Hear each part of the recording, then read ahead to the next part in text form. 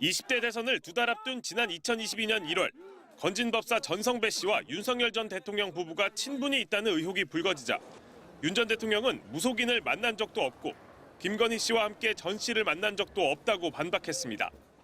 저는 무속인을 만난 적이 없고요.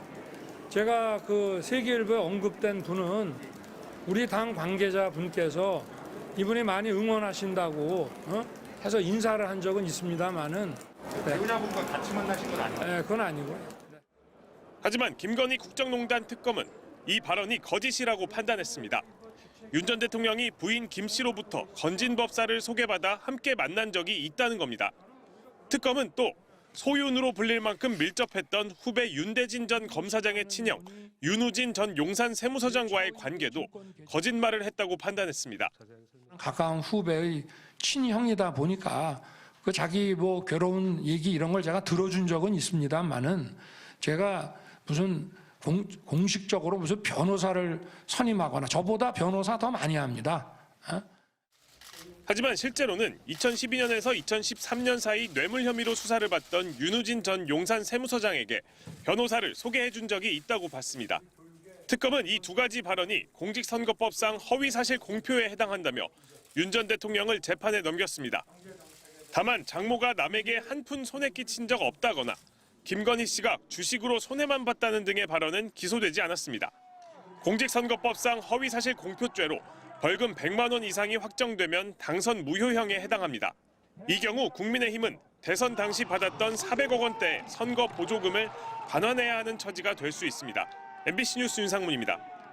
지난 20대 대선 당시 윤석열 국민의힘 경선 후보에게 제기됐던 건진법사 관련 의혹.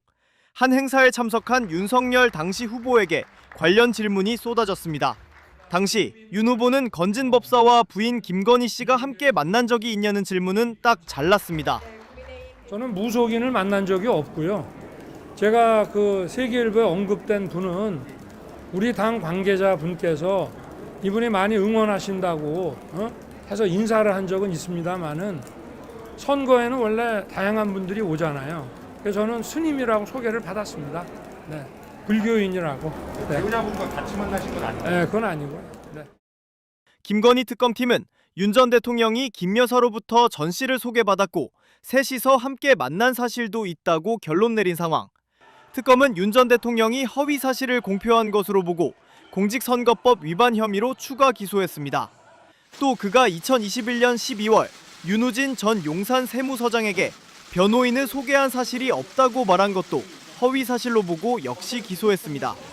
공직선거법 위반 혐의로 100만 원 이상 벌금형이 확정되면 당선 무효는 물론 선거비도 전부 반환해야 합니다. 지난 대선 때 윤석열 전 대통령이 허위 사실을 공표했다는 공직선거법 위반 혐의 사건에 대한 검찰 수사가 재개됐습니다. 서울중앙지검 공공수사 2부가 시민단체인 사법정의 바로세우기 시민행동 김한매 대표에 대한 고발인 조사를 다음 달 1일 하기로 했습니다. 2022년 9월 고발장 접수 뒤 배당만 해놓고 있다가 2년 7개월 만에 수사에 나선 겁니다. 고발인이 문제 삼은 건 김건희 여사의 도이치모터스 주가 조작 연루 의혹을 부인한 이 발언입니다. 2010년에 제가 결혼하기 전에 이 양반이 골드만삭스 출신이라고 해서 한 4달 정도 맡겼는데 손실이 났고요. 그런데 검찰이 법원에 낸 한국거래소 자료를 보면 2009년 4월부터 2011년 12월까지 김 여사가 13억 9천만 원, 장모 최은순 씨가 9억 원 등 모녀가 23억 원 상당의 이익을 본 것으로 나옵니다. 또 넉 달 정도 맡겼다고 했는데 김 여사 명의 6개 계좌가 2010년 1월부터 2011년 3월까지 15개월간 도이치모터스 주식 거래에 동원된 것으로 확인됐습니다. 윤 전 대통령 발언과 맞아떨어지지 않는 증거가 나온 셈입니다. 윤 전 대통령은 장모와 관련된 발언들로도 고발돼 있습니다. 도촌동 문제라든지 또 그 잔고증명서 문제라든지 이런 거는 이제 지금 제 장모가 재판을 받고 있는데 기본적으로는 상대방에게 약 50억 정도의 사기를 당했습니다. 그런데 2023년 장모 최 씨는 잔고증명서 위조 혐의로 징역 1년이 확정됐고 도촌동 사건은 차명 투자로 드러나 2024년 과징금 27억여 원 부과가 확정됐습니다. 공직선거법 위반 사건 공소시효는 선거일 이후 6개월이지만 대통령 재임 기간은 중단됩니다. 윤 전 대통령 파면으로 멈췄던 시계바늘이 돌아가기 시작한 건데 공소시효는 오는 8월 초까지 3개월 남짓 남았습니다. MBC 뉴스 구나연입니다.